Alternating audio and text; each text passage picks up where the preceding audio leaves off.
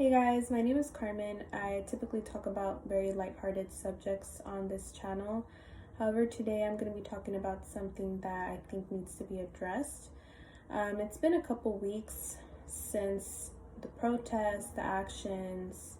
However, that doesn't give away the light to what's going on in the world when it comes to Black bodies and anti-Black sentiment. Just because people are not out on the streets anymore doesn't mean that the names are forgotten. We are still remembering George Floyd, Breonna Taylor, and everyone else that has been affected by police brutality. So don't forget that. Although everything's going back to normal, there are many different ways that we can give back and still address those issues and make it known that it's not okay. So I'm going to be posting more information on how you can give back towards the end of the video, as well as in the comments below. But yes, make sure you do your part, whether it's big or small. Where do I start? So the reason I wanted to make this video is because I wanted to point out where anti-Blackness comes from in the Mexican community. It is universal in other Latino cultures as well, but the purpose of this video, I'm going to be talking about Mexican community, specifically from my experience living in California and living in San Diego and living in Los Angeles.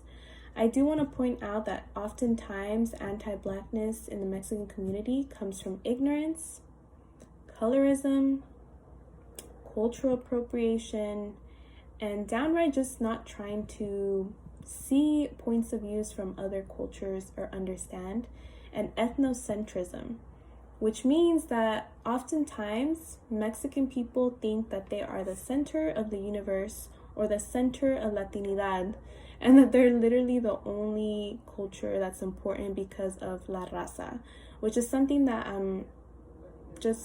let's not even talk about that, because it's something that's really not important and we just need to get away from that. But the reason why oftentimes there is sentiment of anti-Blackness in Mexican community is it does stem from colorism. From when you're born and growing up, your family telling you that light skin is better and dark skin is not worthy.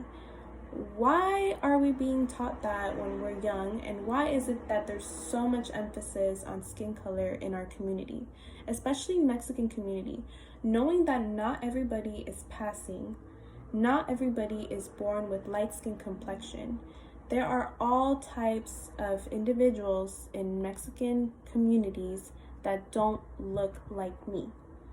For example, indigenous communities, also Black Mexicans that live in Mexico who are Afro-Latino.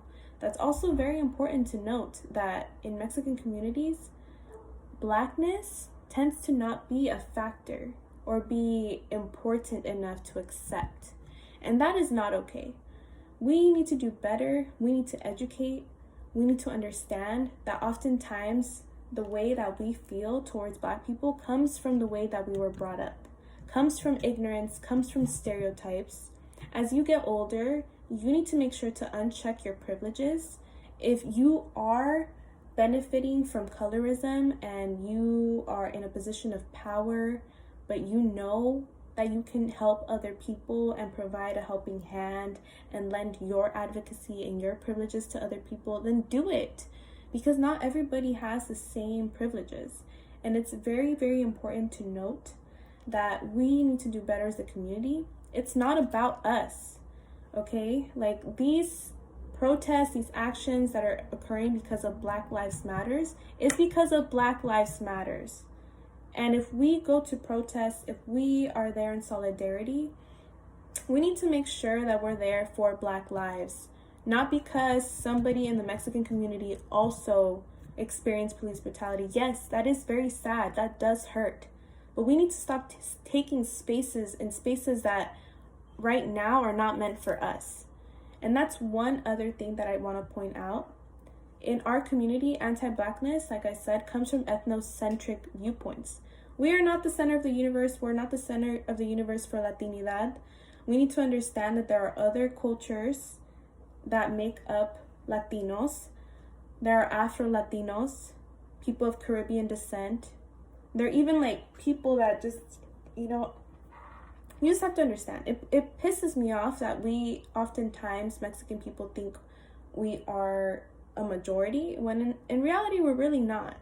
And we really just need to self-educate and also make sure we call out our families, call out our friends when they say anti-Black things, because trust me, a lot of our families and friends say things that we really should be checking them.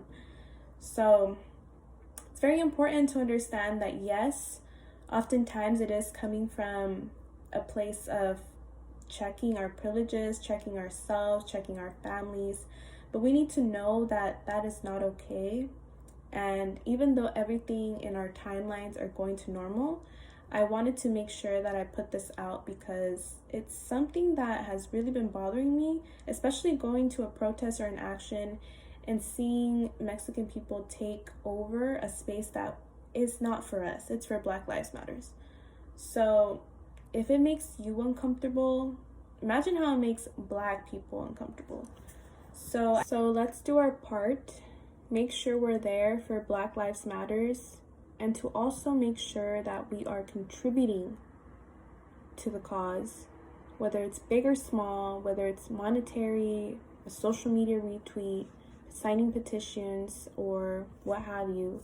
Make sure you do your part, because trust me, even though you don't identify with the culture, that doesn't mean you can't empathize, you can't feel, you can't understand, and you can't educate yourself. So make sure you don't make excuses for your community and support.